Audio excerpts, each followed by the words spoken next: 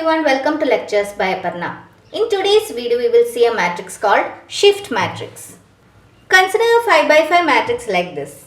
In this matrix all the elements in the super diagonal, that is the diagonal just above the main diagonal, all these elements will be ones. The rest of the elements will be zeros. Such a matrix is called an upper shift matrix. Now consider a 5 by 5 matrix like this. In this matrix, all the elements in the subdiagonal, that is the diagonal just below the main diagonal. This is the main diagonal. So the diagonal just below this main diagonal is the subdiagonal. All the elements in this diagonal will be ones.